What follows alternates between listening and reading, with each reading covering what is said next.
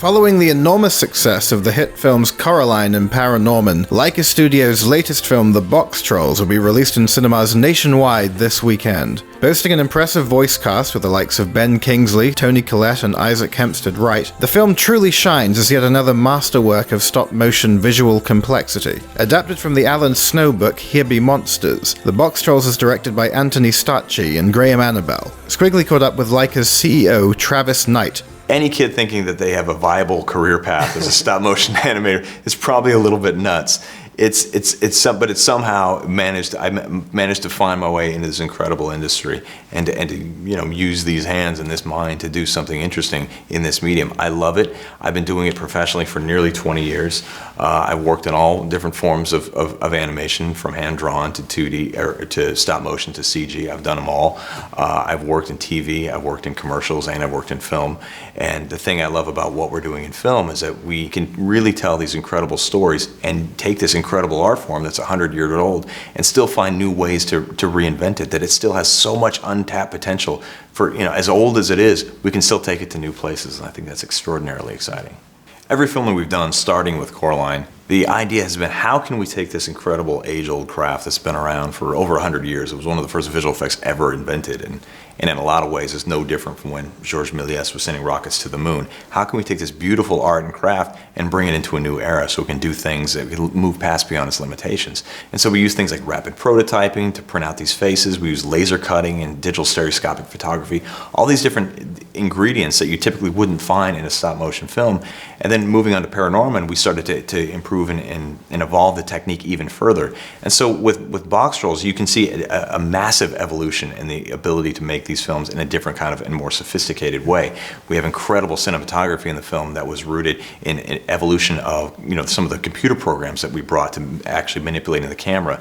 The characters' faces are completely different. We brought an impressionistic painting style into their face. Every single thing, you can see an evolution from where we started on Coraline to now. This film represents a kind of sophistication and sensibility we couldn't even imagine when we were making that film.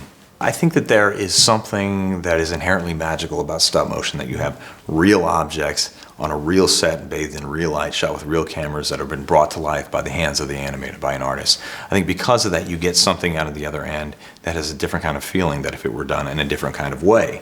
I think that when you talk about the way we envision stop motion, it's about having stop motion live up to its potential, to not just settle for what stop motion can do that it's been doing for the last 100 years. It's how can we take this medium and push it to a new place. It can be as inventive, it can be as beautiful, it can be as fluid, it can be as exciting as something you can see in CG. It's just different. It looks and feels different. At the core of it, it is a stop motion film. At the core of it, it is puppets on set that have been brought to life by the animator.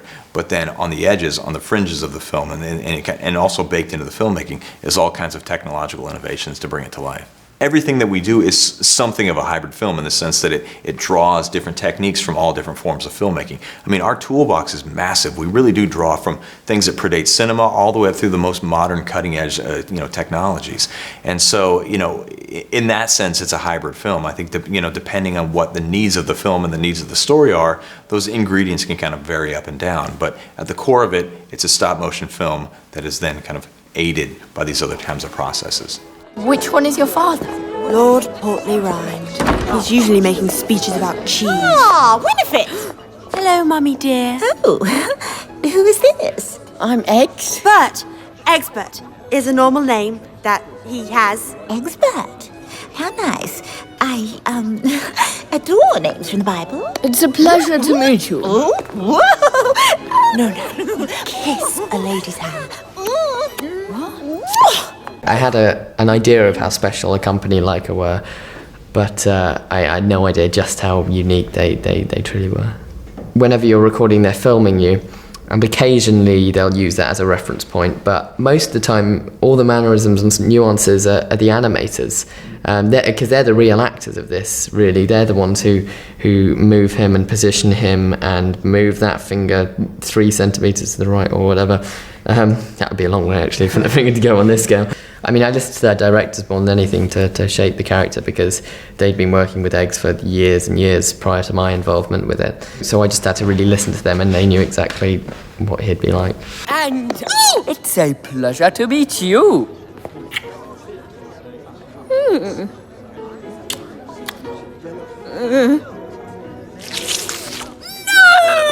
People say that you only have your voice to present the character, but really you don't, because as I said, you're not the only actor. You've got the animators doing the bulk of the acting. So the way they do the animation is they print out all these little faces for each different facial expression and each different sort of phonetic sound, and they print them out on a 3D rapid prototyping printer, and then click them on and off, and the next one, and then take a frame, and on and on and on, and so on and so forth. And with those faces, you can produce 1.4 million different facial expressions. I mean, I don't even think I have 1.4 million facial expressions. So basically, you can still do the more subtle, nuanced performances, because the animators can animate to that.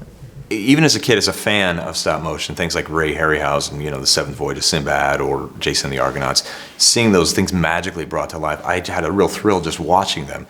And then, as a kid, trying to figure it out on my own, bringing that stuff to life, and even as crude as it was, just seeing that you brought something to life, even in a very simplistic way. You did have that sense of accomplishment and magic and wonder that with your hands you were able to bring something to life. To this day, I'm still excited by it. I think there is something that is just so wonderful and charming about being able to take a physical object, to make it feel like a living, breathing, thinking thing.